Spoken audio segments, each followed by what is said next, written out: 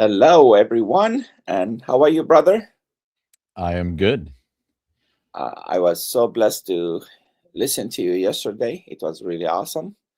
And if you guys did not watch the conference on the biblical analysis to the Jehovah Witnesses, please, I encourage you go to the YouTube and check it out. I'm sorry, my voice, something going on with me, but I don't know yet what it is. But I'm glad I'm not teaching, but Anthony. Brother, we're going to continue on the life and the work of Samuel Zwemer, right? Yes, we're going to continue in his book, The Muslim Doctrine of God. That's great. That's great. Okay. It's all yours, brother. Okay, thank you, George. And it's good to be with you all again. It's been a while. I think last month I took off because of the holidays. I took off for this recurring series going through the work of Samuel Zwemer. So, as a reminder of what we were looking at last time, I went through very cursorily chapter 3 and then began to sort of focus in on chapter 4. So, we left off in chapter 4. But as a brief reminder of what's happening in those chapters up to this point, chapter 3 is all about the names of Allah. I didn't have a lot to say here because mostly what Zwemer does in chapter 3 is he lists the various names that Muslims say are the names that Allah has given to himself. According to the Islamic sources, Allah has 99 names. But mostly what Zwemer does is he lists them rather than analyzes them. Now, I pointed out several problems with this whole idea. One is you'll find among Muslim writers contradictory lists, and that's because while the Islamic sources mention 99 names, they don't actually provide in any of those places a list. And so it's up to the Muslim to gather up from this statement here in the Quran, that statement there in a hadith, and they don't end up finding 99. And that means that there's a bit of speculation or fudging that takes place. And so the lists don't come out looking exactly the same, unless, of course, you've got one list that somebody came up with predominating, people accepting it or it being imposed or something like that. I also pointed out that there's something very conspicuous about these names in two respects, both what these lists contain and what they do not contain. As far as what they contain, they mostly have what Samuel Zwemer refers to as the terrible attributes of Allah. Now, it may well be, and I would say is, upon analysis, the case that terrible is understood or properly understood in a negative sense. What Zwemer means when he uses this, at least initially, is simply that these are names indicating the power of Allah. So there's a very strident emphasis upon Allah in this sense, and and it's very negligible the extent to which these names represent any kind of moral character. This contrasts starkly with the Bible. God has many names in the Bible, but among those names are names that we can refer to as moral in character. So God is called the Holy One, the faithful, the true, right? Names of this sort. Uh, The Quran is mostly bereft of such names. There are only two that actually fit into this category, and they're only mentioned, I think, once each. It does once mention that Allah's holy, once mentions that he's truthful. The problem, though, becomes number one, because there's not a emphasis on this, they end up having a very insignificant role to play in how a person thinks of Allah. But then also, it, it's not merely the bare words that communicate something. There also has to be uh, corresponding information that fills out how one understands those. And when you look at the Quran's other information, when it gives you stuff that may be used to fill out what's meant by holiness or truthfulness, it ends up looking very different than what's meant when those terms are used for God in the Bible. So, first, these names are very interesting in light of the fact that what they contain is an overemphasis on attributes of power or the terribleness of Allah, and a negligible consideration of the moral character of Allah. But there's also another problem, which is this list is missing all sorts of things that also impinges upon one's view of Allah. There's no word for Allah as Father in the Quran or in the Hadith. In fact, the Quran and the traditions negate this understanding of God or Allah. And so, if you want to delve into that, if you don't remember what I said last time, go back and look at that or read Zwemer. You know, but I'm not going to repeat all that now. But what I did do to a much greater degree is I got into chapter 4 where it really begins to flesh this out. After talking about Allah's names in chapter 3, Zwemer goes on to talk about Allah's attributes. And here he shows that it's basically the same story. There is an emphasis on Allah's uh, arbitrary will and a dearth of information relevant to morality, goodness, and so forth. And that's where we're going to pick up. Now, before I get into this, I don't know if I brought this up last time. I bring it up occasionally in various contexts, but I think it's very helpful when considering this to have this background in view. At least it's always been useful to me. In the ancient world, when philosophy was born, the quest was a quest for wisdom, a quest for truth and understanding and so forth. And one of the names that many people are aware of, even if they don't know a whole lot about him, that factors prominently in this early history of philosophy is Socrates. Socrates, of course, is the foil that Plato uses to communicate his philosophy. Socrates was his teacher as well as Aristotle's, but Plato is especially the person who uses Socrates to convey his ideas. So there's debate among the historians of philosophy over how much of what Plato says is to be attributed to the historical Socrates, how much is just Plato using Socrates as his figurehead, his mouthpiece. But that's not really important for us right now. I'm bringing up Socrates because Socrates came to the conclusion that all these people that were prattling about this or about that didn't know what they were talking about. He didn't think that anybody really knew what they were talking about. They could speak confidently, they could speak persuasively, but they couldn't rationally compel people to believe the conclusions that they were propounding.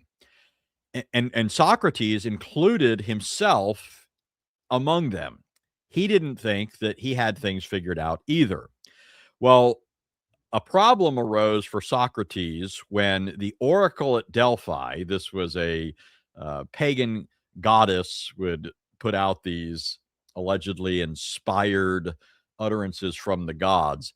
But the oracle at Delphi said that Socrates was the wisest man alive. And Socrates had a problem here. This created a quandary for him because he did believe in the gods. even if he challenged some of the notions of the gods that the people had at the time. He believed in the gods, but he also was convinced of his own underlying ignorance. And so he didn't quite know what to do with this until he finally penetrated into the recesses of this. He basically came to the conclusion that the reason he's wiser than everybody else is because while everybody else thinks they know what's going on, they know what it's all about, he excelled them in this respect. He knew that he didn't know and that they didn't know either. So Socrates went around, this was his great claim to fame. He went around basically doing a demolition job. He went around undermining what everybody else was claiming. All their claims to knowledge, their claims to know truth, justice, goodness, beauty. Socrates, for him, it was open season. Well, one of the books that Plato wrote about one such occasion is known as the Euthyphro. In the dialogue, what happens is Socrates encounters a man named Euthyphro who's on his way into court where he's going to prosecute his own father. I can't even remember, it's been so long, what the actual charge was. It might be murder or something else, but that's not really the concern, right? The issue is that Euthyphro is going to charge and prosecute his own father, and he's proud of this because in his estimation, this demonstrates his integrity. It shows that he's a man of character, of holiness, of goodness, that he's even willing to prosecute his own father, even though you would assume his relation to him would otherwise mitigate that zeal for holiness or what have you. Well, so Socrates inquires of this man about this idea, about his confidence that he knows what's holy. And so he asks the man, basically, why do you think this is holy? And the man's reply is, that which is holy because or it's loved by the gods. So this is the basis of our claim to knowledge with respect to that which is holy. The gods love it. So Euthyphro thinks himself justified in what he's doing and in claiming to be holy because he's doing something that the gods love. Now, that sort of answer probably, went the distance for a lot of people. A lot of people would say, okay, great answer. Great answer. But Socrates pressed further and he asked this critical question. The question was, is this holy, or is something holy because it's loved by the gods, or do the gods love it because it is holy? If we want to express this in a way that perhaps speaks more in our language today, a better way of putting this would be to say, is something holy in itself, and the gods recognize this, or is it holy because the gods choose to like it, right? Is it because they like it? It's dependent upon their whim, or is there some reason in itself apart from the gods that renders it holy? So another way of putting it is holiness some standard that exists above the gods, or is it subject to the authority of the gods? Now, this creates a huge conundrum, because if it's a standard that exists above the gods, beyond the gods, then you don't need the gods in order to account for holiness. In which case, Socrates is going to press the question, how do you know this is holy? Right? On the other hand, if it's contingent on the will of the gods, then it's arbitrary. It's only holy because the gods arbitrarily choose to approve of it. But the gods being finite, could change their minds about it in the future. They might disagree about it, right? There are all these issues that arise because of this. Well, the reason I bring this up is because this is an argument that atheists have often deployed against Christianity, not recognizing that it doesn't work outside of the pagan context in which it arose. The reason that there's a problem here is precisely because the gods of paganism were finite. It is possible in such a system to think of some abstract standard above the gods, or to think of holiness as something contingent upon the will of the gods. But that doesn't translate into a Christian context, because in Christianity, holiness or goodness or righteousness or justice or all of these things are not somehow a standard above God that he looks up to and then tells people to live by, right? Holiness, goodness, justice, righteousness are themselves the attributes of God. They're rooted in God's very nature and character. That also means that they're not something that is arbitrarily chosen by God. God doesn't decide someday that it's wrong to have another God. He doesn't decide someday that it's wrong to blaspheme him, nor does he turn around the next day and decide those things are okay. Now you can have a pass with respect to them. These things are rooted in the very character of God, which is unchanging. Well, how is this relevant to Islam? Well, if you remember from last week, you probably already have the beginnings of an answer to that. If Allah is not himself properly thought of in this same way, well, then what is the grounding for morality? What is the basis for the judgment that something's right or something's wrong? Well, here's where we pick up with Zwemer.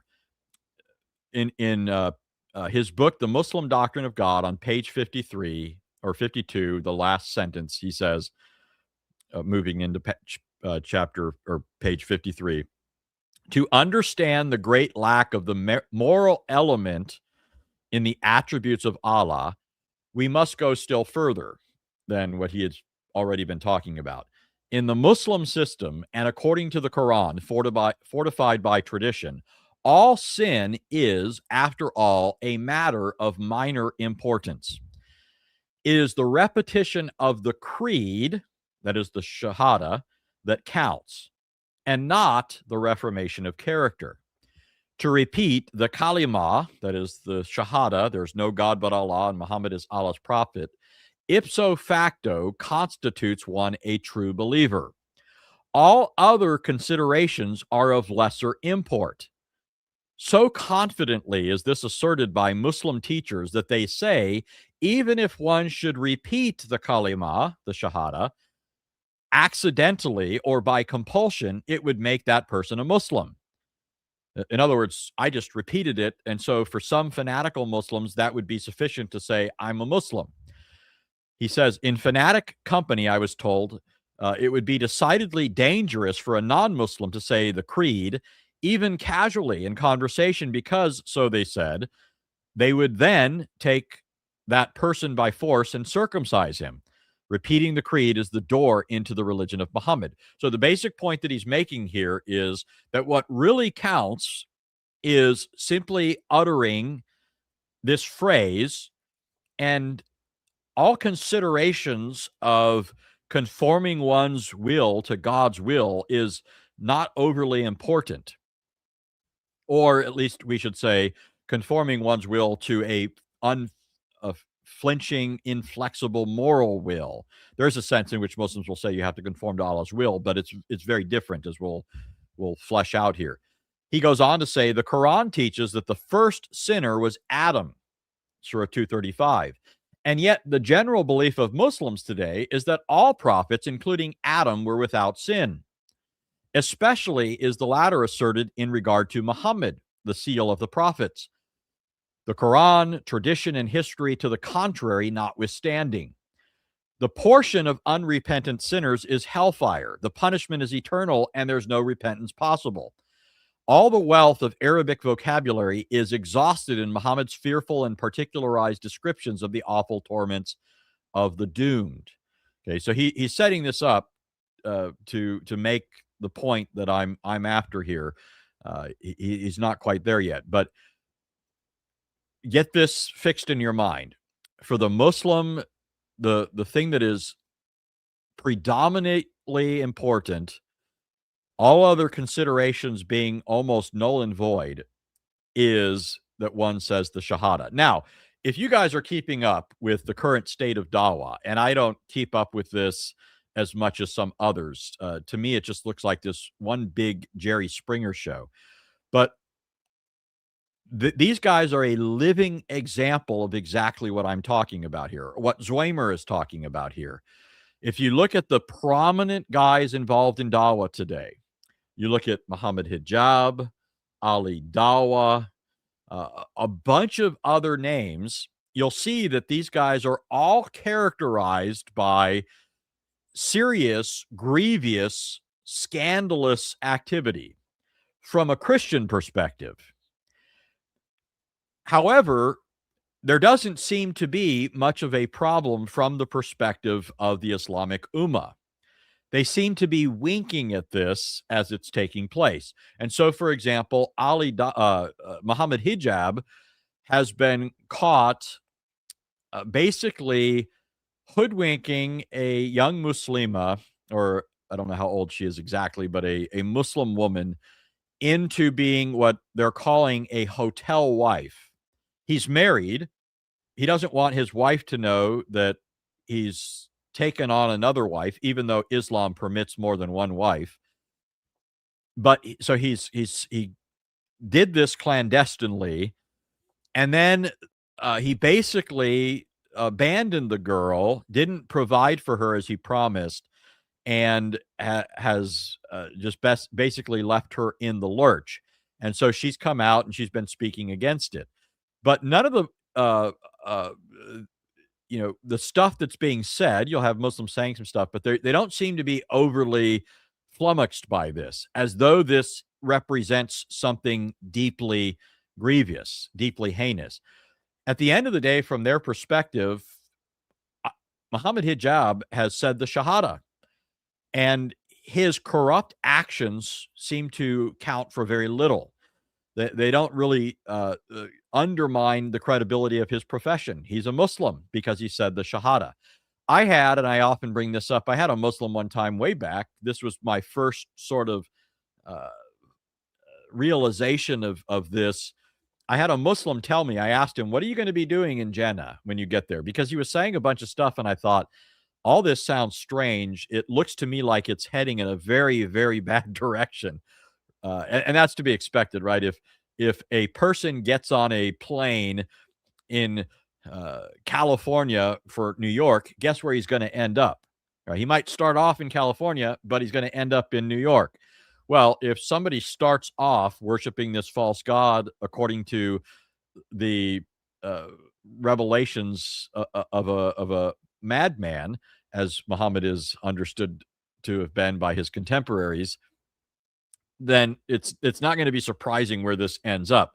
But the answer that this guy gave me still was surprising to me. He said, well, who cares? He says, when I get to Jannah, he says, maybe I'm going to be beating up angels, smoking crack, and sleeping with prostitutes. And the guy was dead serious. These are live options for him. Once one gets to Jannah, all the test that was taking place, the testing that was taking place here, is no longer relevant. All the controls that are put on people here are very temporary because they don't reflect the unchanging will of an inflexibly holy God. What Allah says here and now simply reflects his arbitrary decision in a given situation. Even in the Quran, even during the lifetime of Muhammad, as we see in the Hadith, as we see in the Sirah literature, even in the course of all of this, Allah is changing the rules of the game. Now, I'm stealing a bit of Zwemer's thunder, so let me go on here. He's going to talk a lot. I'm going to skip over it about the description of hell Allah seems to be especially joyful about talking about hell in the Quran, the Islamic sources. Gets very graphic, very detailed, very lurid. It almost seems like Allah is more delighted about the torments of hell than he is the pleasures of paradise. But in any case, here's what Zwemer says. This is the last paragraph of 54 leading into 55. The conclusion we come to, both from the study of the Quran and of tradition, is that Allah does not appear to be bound by any standard of justice. For example, the worship of the creature is heinous to the Muslim mind, and yet Allah punished Satan for not being willing to worship Adam. Surah 2. Allah is merciful in winking at the sins of his favorite ones, such as the prophets and those who fight in his battles, but he's the quick avenger of all infidels and idolaters. Okay, now, don't lose sight of the picture here. Of course, God in the Bible avenges his name against idolaters and so forth. But he also is quick to chastise his own people when they sin against him. It isn't the case that God is just being arbitrary with respect to the punishment he doles out. When God judges the wicked for their sins, he also holds his own people accountable for sins. That's why, look at the book of Judges. When the people go out to battle, there are times when they prevail, there are times when they don't, and it always corresponds to some issue that obtains in the particular case. God is not just giving them a blank check to do whatever they want and promising them victory. So, but this just isn't the case in the Quran. Allah is so unconcerned with the wicked actions of Muhammad that he often turns a blind eye to them, and even often gives Muhammad the approval, right? He stamps Muhammad's papers and basically says, no problem, it's okay, I like you, so you can do as you please. But Zwemer goes on, he reveals truth to his prophets, but also abrogates it, changes the message, or makes them forget it. Surah 2, 105. The whole teaching of Muslim exegetes on the subject of nasikh and mansukh, those are terms used for abrogation. The whole teaching of Muslim exegetes on the subject of abrogation is utterly opposed to the idea of God's immutability and truth. So the Quran, in other words, has abrogating verses. There's a distinction here in the kind of abrogation. The basic idea is that a later verse can abrogate what's said in an earlier verse. Now, in some cases in the Quran, what happens is a later verse negates a verse that remains in the Quran. But there are other cases where Allah negated a verse and had it expunged so that it doesn't even appear. Okay, this is the concept of abrogation. Now, it would be fine, and we would have no objection if what was in view here is Allah instituting something that was intended to serve a temporary purpose that was of a pedagogical nature, let's say, but not if it comes to a moral issue or a theological truth. It's one thing to say that at a certain time, somebody requires something, like let's say I tell my children, all my kids are adults now. My youngest is 19, but at a certain time, I would tell them they could be out, they could go to their friend's house or something, but they have to be back by dinner time, or they have to be back at 8 before it gets dark. This isn't a moral rule that I'm laying down. I'm laying it down, number one, because I'm their father. I might have all kinds of different reasons for that. But one standard consideration that would go into this would be just their safety. They're young, and it's not safe for them to be out past dark. right? That's something that could legitimately be rescinded without the component of arbitrariness. But it's not the same thing to say that my children, when they're younger, are not permitted to murder, but now that they're adults, now they're allowed to murder, because murder is a moral infraction, right? Murder is a transgression of a moral norm that never changes because it's rooted in God's character. The same thing goes when it comes to theological truth. You can't say that it's permissible or not permissible one day, let's say, to worship a false god, and then the next day it is. Okay. But that's the sort of thing that you see going on in the Quran. You see Allah changing moral norms and theological truths. Even historical things seem to be expunged in this system of abrogation. And so all of this points up the idea that Allah is a fickle being. He's an arbitrary being, no different than the gods of paganism, no different than the kind of gods that the ancient Greeks believed in, ancient Greeks like Euthyphro. So Allah cannot possibly be the grounding for ethics, cannot possibly be the grounding, the ontological grounding for morality. But to go on with Zwemer, he says there are 20 cases given in which one revelation superseded, contradicted, or abrogated a previous revelation to Muhammad. Allah's moral law changes, like his ceremonial law, according to times and circumstances. So morality seems to be no different in the eyes of Allah than ceremonies that are instituted for a particular end. It goes on to say he is the clement, meaning merciful. Muslim teachers have, in my presence, utterly denied that Allah is subject to an absolute standard of moral rectitude. Now, we wouldn't say that God is subject to a standard. He is his own standard. But the whole point that Zwemer's making here is there is nothing about the nature and character of Allah that dictates consistency with respect to these things. Allah can do whatever he pleases. We would say God can do whatever he pleases, but in this sense, he can do all his holy will. God can, it's sort of like, Augustine's statement. He said, love God and do as you please. Love God and do as you please. Now, a unconverted person, the natural man, somebody who loves evil, might hear that one way. He might hear that as saying, hey, all I got to do is, have good thoughts about God, and then I can go out and do whatever I want. But that's not what Augustine meant. Augustine was getting at the idea that love for God will necessarily mean a certain course of action. You're going to think a certain way. You're going to speak a certain way. You're going to act a certain way, because that's what it looks like to love God. Okay, well, we say God does whatever he pleases, but that's because in our understanding, what pleases God is that which is consistent with his character. God can't change. God can't lie. God can't deny himself.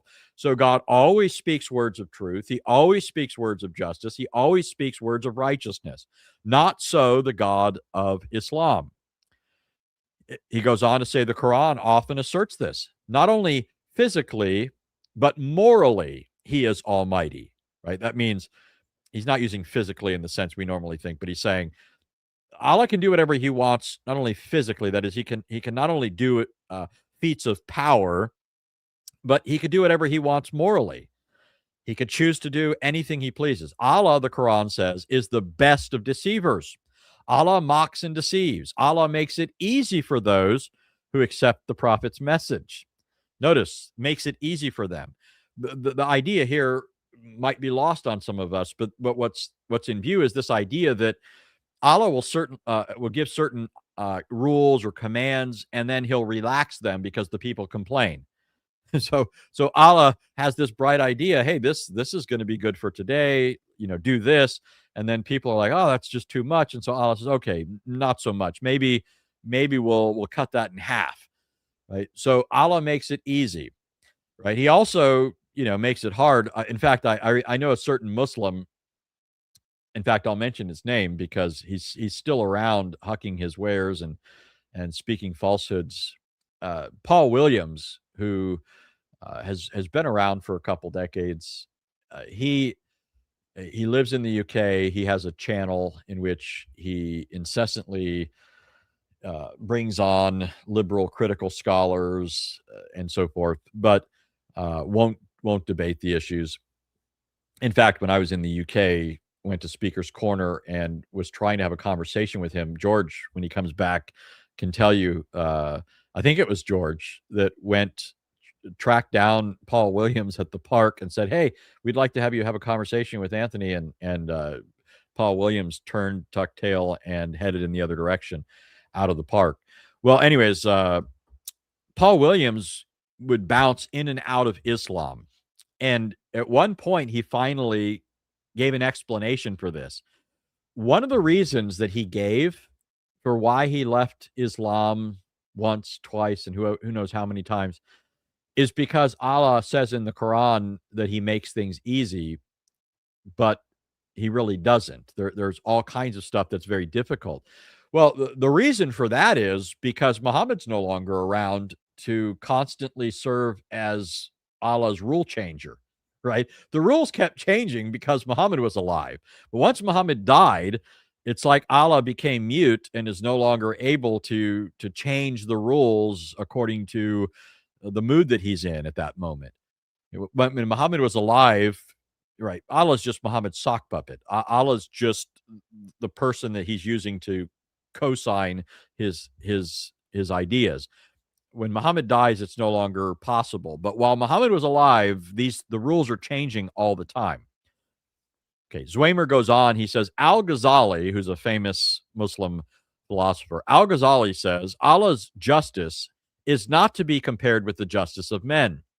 For a man may be supposed to act unjustly by invading the possession of another, but no injustice can be conceived on the part of Allah. It is in his power to pour down upon men torments, and if he were to do it, his justice could not be arraigned. Yet he rewards those that worship him for their obedience on account of his promise and beneficence, not of merit or of necessity, since there is nothing which he can be tied to perform.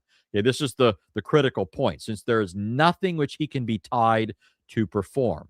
That there's nothing that Allah has to do at any given time. He's not bound in any way.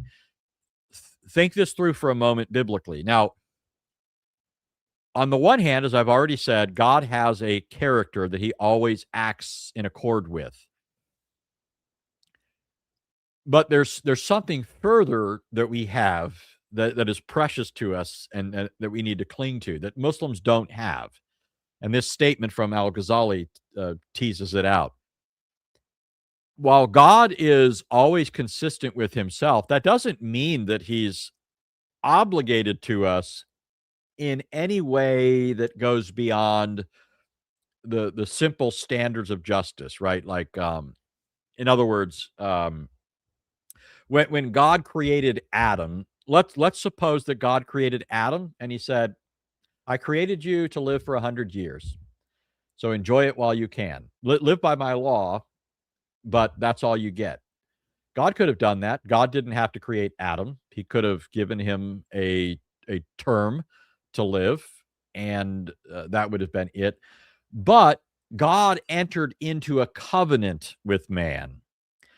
God held out to man the promise of life with him forever, and told man if he disobeys, he'd die.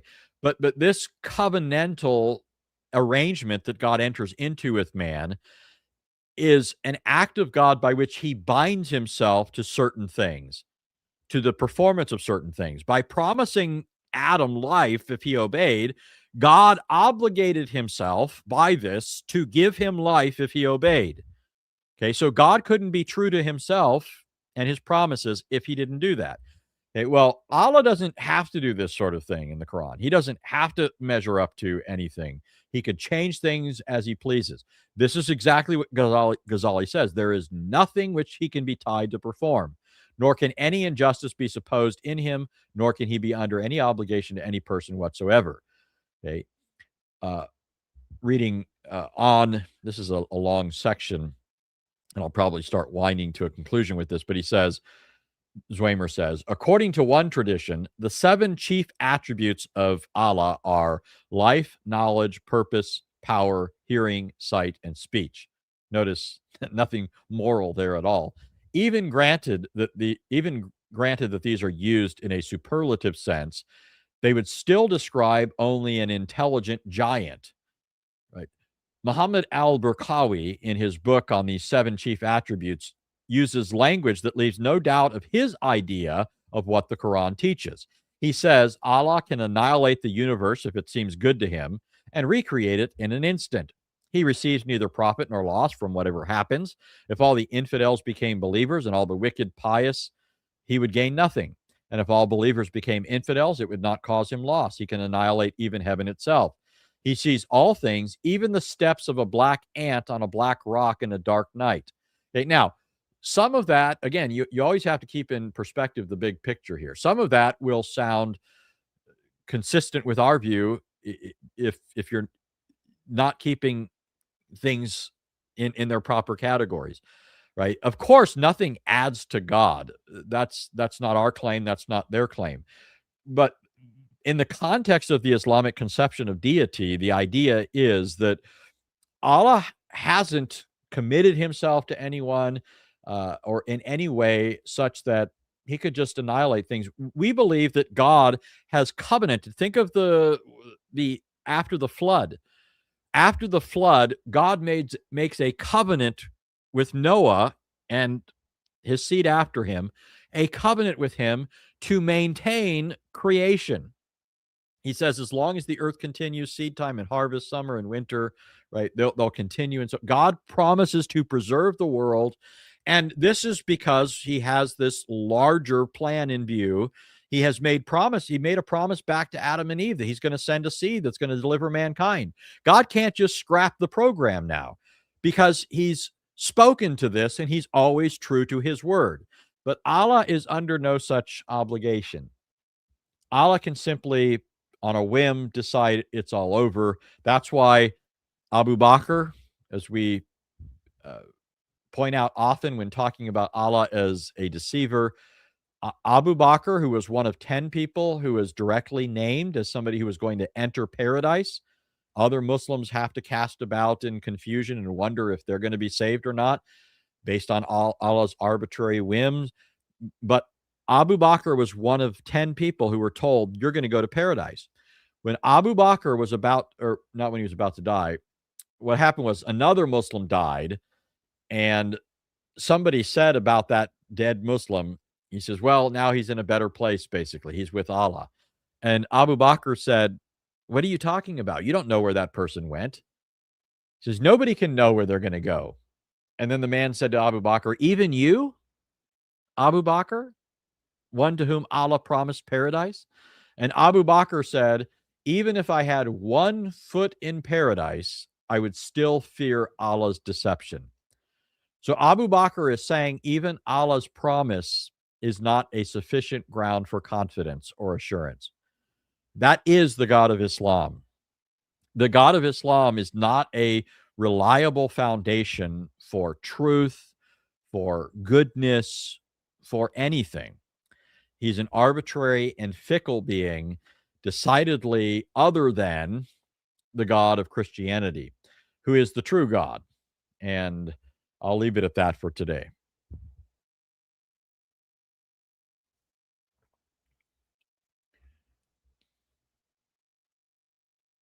And I think you're muted.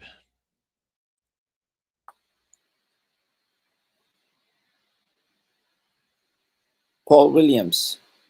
Yeah, Paul Williams. Were you the one that chased him down? I can't remember. Yes, I chased him 2 years. 2 years we did the same thing. And I will find him. And we asked him if he will debate you. I told him, I heard that you are the best debater against the Trinity. And we have the best debater for the Trinity. Would you debate him? And he said, who's that? I told him, Anthony Rogers. Oh, he's He such say, a no, liar. no. He say, Anthony's a hater. He say, Anthony is a hater of Islam. Do you hear yourself? Do you want me to bring you a Muslim to debate? Do you want me to bring you a lover of Islam? I tried for quite a few minutes, and he refusing. Then Jama next to me, she told him, "Just tell us straight you're afraid of him." He did not answer that. Yeah, one of my reasons for really wanting to engage him, he's been around a while, so he's had a lot of time to say stuff, but he's also been very deceptive, like his deity. There was a time, this is just one example of many, he wrote an article in which he claimed that Christians corrupted the Bible, and his example was Psalm 22:16, where in Christian Bibles it says, "They've pierced my hands and my feet." And he said, "Oh no, there's no basis for this. Christians just made that up." And I pointed out to him, I said, "Look," I said, "in the Septuagint, which is a pre-Christian Jewish translation of the Old Testament, that's exactly what it says." So there were Jews who thought that was the proper translation of what they were looking at when they translated this. Moreover, in findings at Nahal Hever, which are often conflated with the Dead Sea Scroll discoveries, but it's a different location. But among the finds at Nahal Hever, this portion, there was a portion of Psalm 22 in there, and it has the Hebrew form that the Septuagint writers or translators were obviously looking at, that says pierced. And so I pointed this out to him, and I said, "Paul, you should tell your people that you were wrong about this." And instead of telling people, he just went silent and refused, and he erased my comments on his blog back then. So I don't find him a very honest person for that reason. I think that's the reason he doesn't want to debate with you, because you will bring up things, lies that he said. But also, I think the biggest one is because you know the reason why he left Islam. Oh yeah, he was very sore displeased that I published it. That's a topic for another time, folks. Yes. Um, Now I see only one question that it says question, and it's on the abrogation. While Muslims, they don't see an issue with the abrogation. Yeah, well, I would say a couple of things here. One is that they haven't been sufficiently pressed on the issue to think through the extent of the problem. I think that a lot of them believe that it's sort of in the category of ceremonies, right? So what Zwemer had talked about before is, in the Bible, God gives these ceremonial laws to his people. These ceremonies are pedagogues. Okay, a pedagogue, that's just a fancy way of talking about a teacher, a instructor, a schoolmaster. So when somebody goes to a teacher, the teacher is trying to form that person's understanding. And in the ancient world, a pedagogue had a larger purpose of forming character and helping to bring the person to maturity. So once a person reaches maturity, you don't need the pedagogue. You don't need that discipline being brought to you and used to mold you. You now have the tools to do that yourself, right? Well, the ceremonial laws are like that. They're given to instruct Israel. This is illustrative of your problem. These sacrifices show that you have a sin problem and that there needs to be a substitutionary sacrifice to take care of it. So they're pointing ahead to something and lose their binding relevance once that thing is realized. Well, that happens in the Bible, and it'd be fine if that was the sort of thing that Allah is doing in the Quran, but it isn't. It's more than that. He changes moral rules, he changes standards, he changes truth claims. There changes in what's shirk or not, which is the heart of Islamic theology, right? The Tawheed is supposed to be the pure form of monotheism that all the prophets taught, and shirk is supposed to be its supreme violation. But Allah himself ordered shirk in the case of Adam. The angels are required to bow down to him. So I think that. Oh, and the issue of history. Sometimes you have Muslims saying, "Oh yeah, that's negated by the Quran. It's not true anymore."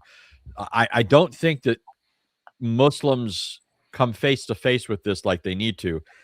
So this is why it's one thing that Christians should really do is point out your Quran is really saying that Allah is saying something different theologically, morally, and with respect to worship than what he had said in the past.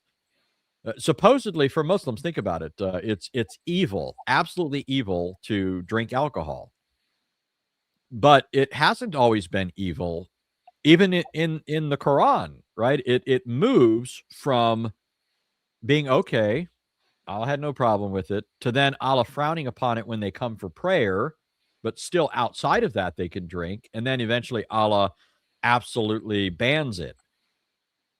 So I'm not even addressing the question from a Christian perspective, whether it's okay or not. I'm just saying in the Quran, you don't. It's a moving thing, right? And so I think this is the sort of thing that Christians need to bring to bear on Muslims. Make them see this. Make them confront this because it's a huge problem.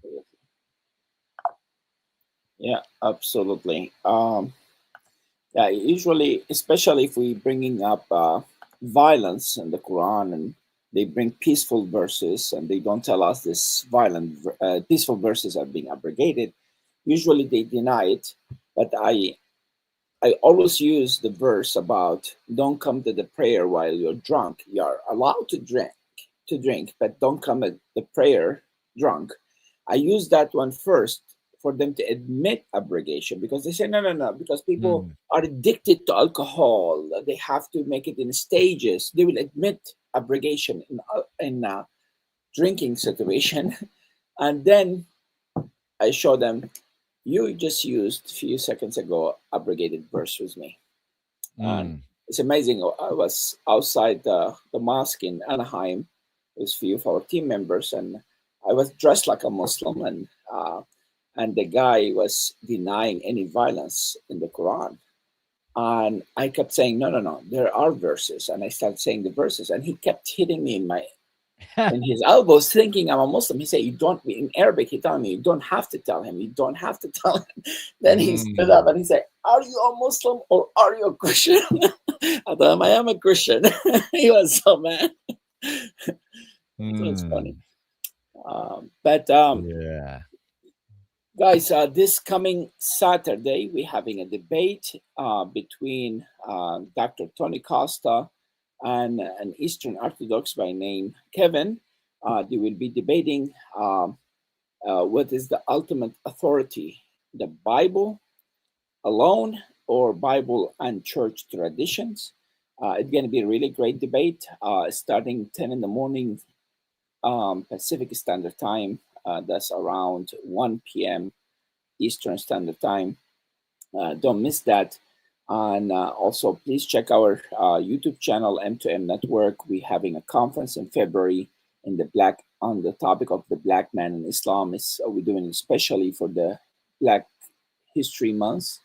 It's going to be really great. We're having speakers from Nigeria and also Louis Lionheart or Truth Defenders and Vocab Malone. It's going to be a really great conference. This coming Thursday night, we will have Hatun Tash with us live on our stream. And also in March, Reverend Anthony and many others, around 20 people, will be teaching biblical analysis of other Jesuses. We're going to be covering many different Jesuses from Hinduism, Sikhism, atheism.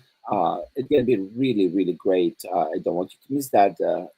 March 7th, 14th, 21st, and taking 2 weeks off because we're going to be on the following week on the 28th. We'll be in Phoenix, Arizona. We're having a public debate between Shabir Ali and Dr. James White. It's supposed to be Anthony. Also, I don't know why a lot of people don't like you, Anthony. They don't want to debate you. But yeah. Shabby. Yeah, but anyway, it's going to be really great. Our Phoenix trip too, if you would like to come and join us. But in April, we'll continue the biblical analysis of other Jesuses after Easter. That's in April 11th. We have a lot of events scheduled. We have mission trips to Minnesota, Dearborn, Michigan, UK, Germany, and Italy. That one, if you are able to come, don't miss it. It's the best pizza in the world. Ask Anthony about it.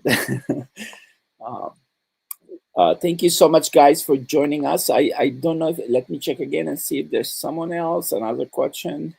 I think you were very clear, brother. And That was super clear. yeah. Allah is a bad dance partner. He'll constantly misstep, change the dance steps. So don't try and dance with Allah. Anthony, usually I know you don't ask, but I want to know if people want to support you, how can they do that? Well, on my channel, they can look at the description box where I have a Patreon thing or other things there. So if they're interested, they could do that.